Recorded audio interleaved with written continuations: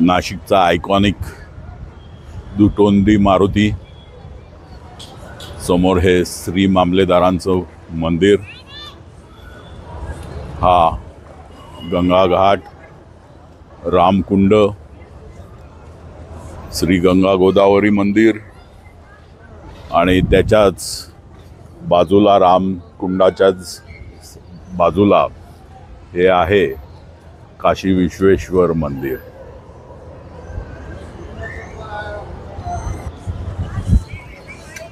मित्रांनो, मागच्या भागामध्ये आपण अहिल्या राम मंदिर बघितलं। पुण्यश्लोक अहिल्याबाई होळकरांनी बांधलेलं हे 17व्या शतकातलं मंदिर आहे आणि आता आपण आलेलो आहोत ते काशी विश्वेश्वरांच्या मंदिरापाशी।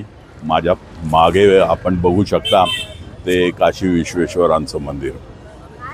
तर चला मंदिराचं दर्शन घेऊ, महादेवांचं दर्शन घेऊ आणि ह्या मंदिराची विशेषता असलेला जो सफेद नंदी आहे त्याच्या मागची कहाणी आज मी तुम्हाला सांगतो। चला व्हिडिओला सुरुवात करूया।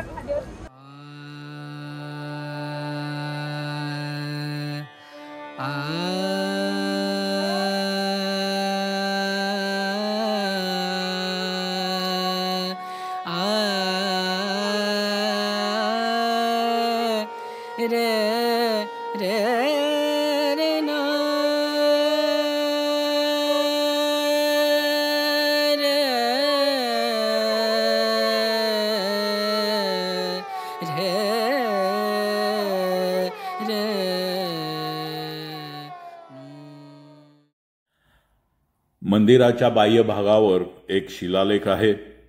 या शिलालेखामध्ये इंदोर सरकार यांचा उल्लेख आहे आणि ह्या शिलालेखामध्ये पुण्यश्लोक देवी श्री अहिल्याबाई होळकर यांनी या मंदिराचे निर्माण 1708 मध्ये केल्याचं विस्तृत सांगितलं आहे। मुख्य शिखर, ज्याला आपण मंदिराचा कळस म्हणतो,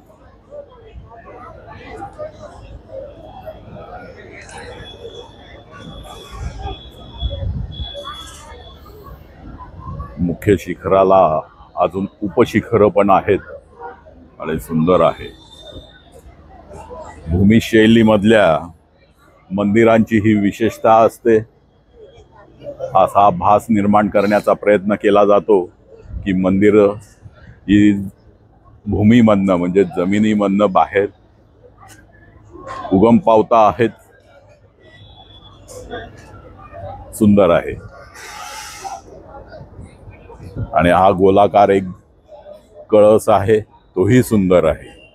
त्याची नक्षी आता आपण बघण्याचा प्रयत्न करू। मुख्य कळस,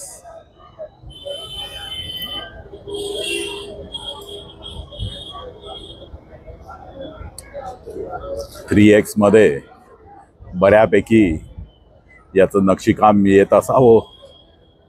आता जेव्हा मी व्हिडिओ एडिट करेल तेव्हाच हे लक्षात येईल की किती सफलता मिळाली आहे।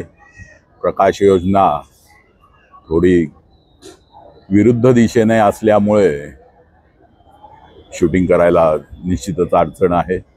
हा गोल कळस घुमट असल्याचा प्रतीक होतो, पण हा कळस आहे।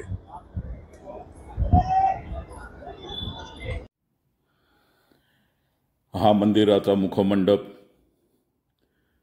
कळसाच्या इथली डावी बाजू पडझड झालेली आहे। तिथे असलेलं हत्तीचं एक मूर्ती शिल्प आता पडलं आहे। तसंच तिथे एक वानराचंही शिल्प होतं, तेही पडलं आहे। मंदिरामध्ये प्रवेश करताच आपल्याला आढळून येतो तो गोरा किंवा सफेद रंगाचा नंदी।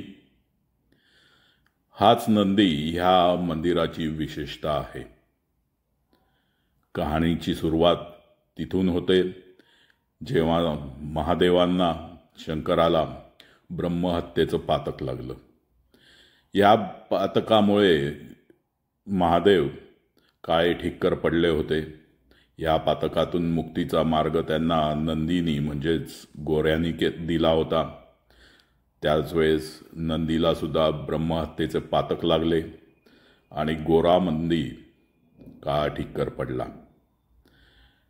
नंदींनी पुढे इथे त्रिवेणी संगमावर स्नान केले आणि त्यांना ब्रह्महत्येच्या पातकापासून मुक्ती मिळाली. त्याच ब्रह्महत्येच्या पातकातून मुक्ती मिळाल्याच्या प्रसंगाची आठवण म्हणून हे सांकेतिक नंदी इथे गोऱ्या किंवा सफेद स्वरूपात आहे. साधारणतः जिथे दगडाची शिल्प असते, शिवलिंग असते, तिथे नंदी मात्र दगडाचाच आढळून येतो.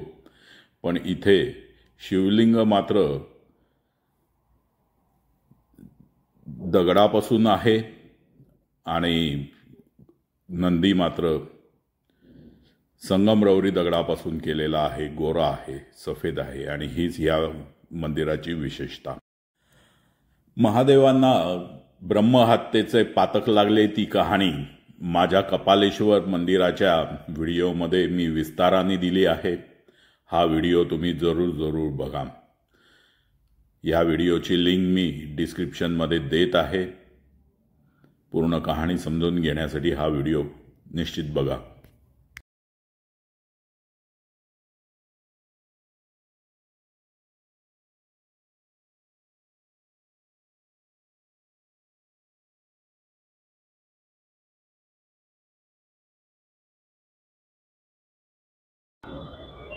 संपूर्ण हेमाडपंथी शैलीचं हे बांधकाम आहे.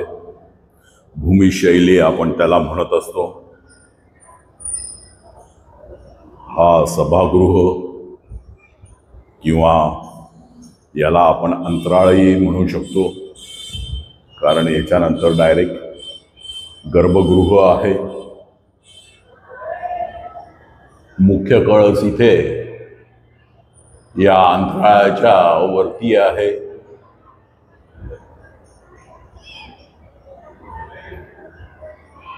भूमी शैलीमध्ये जसं दगडावर दगड रचून वास्तुनिर्मिती केली जाते तशीच इथेही केलेली आहे. इथे सांधे हे फार कमी प्रमाणात भरलेले दिसतात. जे भरले आहेत तेही चुना आणि त्यावेळेचे जे मसाले होते त्या मसाल्यांनी भरलेले दिसतात. ही द्वार शाखा, द्वार शाखेवर मोजकी पण नीटनेटकी अशी नक्षी केलेली आहे, नक्षीकाम आहे.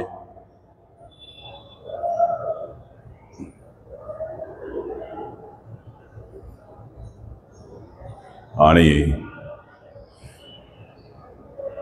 गर्भगृहाच्या पायथ्याशी आपल्याला दिसून येतं आहे ते कीर्तिमुख.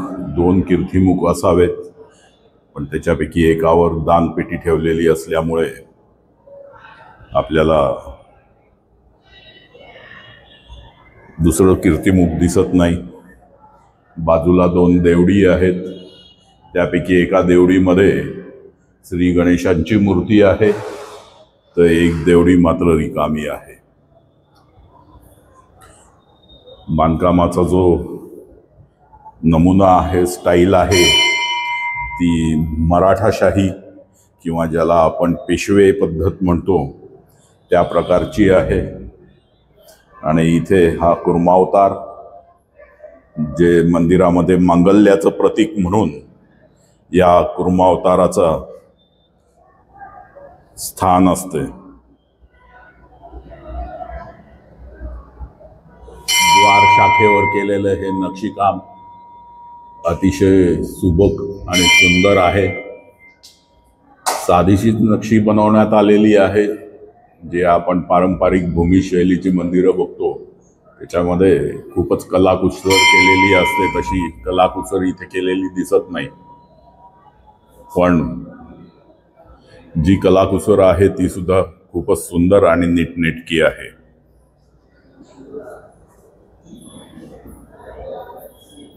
काशी विश्वेश्वर महाकालांची ही पिंडी आहे, शिवलिंग आहे. अति विशाल असं हे शिवलिंग आपल्याला बघायला मिळतं. त्याच्यावरती अभिषेक करण्यासाठी अभिषेक पात्र आहे. आणि मागच्या देवडीमध्ये आपल्याला पार्वती मातांची मूर्ती दिसते. त्याच्याच बाजूला एक मुखवटा ठेवला आहे. हा शिवलिंगावर लावायचा मुखवटा असावा. आतमध्ये सुद्धा मंदिरामध्ये चांगल्या प्रकारची कलाकुसर केलेली आपल्याला दिसते. स्वच्छ आणि सुंदर असं मंदिर म्हणून आपण ह्या मंदिराला संबोधू शकतो. अतिशय सुंदर मंदिर आहे, स्वच्छ मंदिर आहे.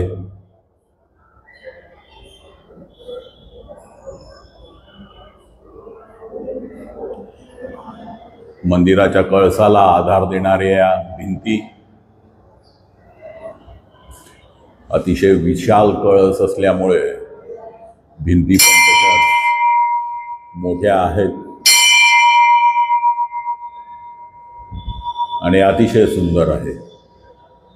अहिल्याराम और्ध्व देहिक धर्मशाळा ही या काशी विश्वेश्वर मंदिराच्या अतिशय बाजूलाच बनवण्यात आलेली आहे. हा पूर्ण परिसर हा इंदोर सरकारच्या म्हणजेच होळकर सरकारच्या अधीन असून तेच याची व्यवस्था बघत असतात.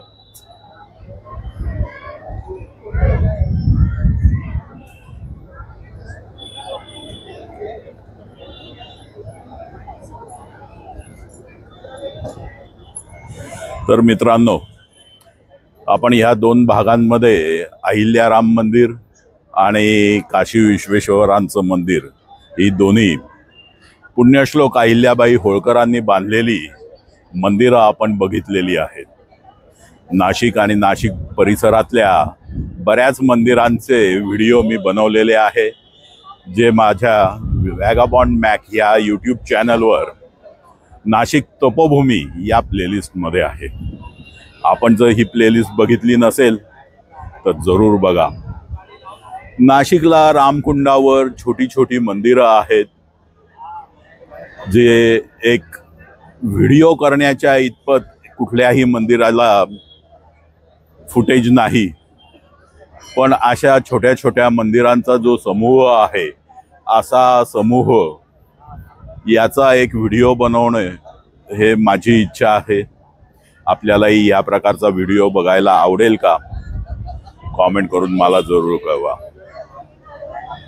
नाशिक तपोभूमी, येवा कोकण आपलोच असा आणि हेमाडपंथी मंदिरं अशा 3 प्लेलिस्ट आपल्या व्हिडिओ चॅनलवर आहे.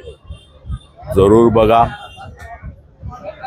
आपल्याला हे चॅनल आवडत असेल आणि हा व्हिडिओ आवडला असेल तर व्हिडिओला लाईक करा, कॉमेंट करा, चॅनलला सबस्क्राईब करा आणि हा व्हिडिओ आपल्या मित्रपरिचितांपर्यंत पोहोचेल याची काळजी घ्या. पुन्हा भेटू अशाच नवीन व्हिडिओमध्ये नवीन मंदिराच्या माहितीसकट. तोपर्यंत काळजी घ्या. Take care and thank you.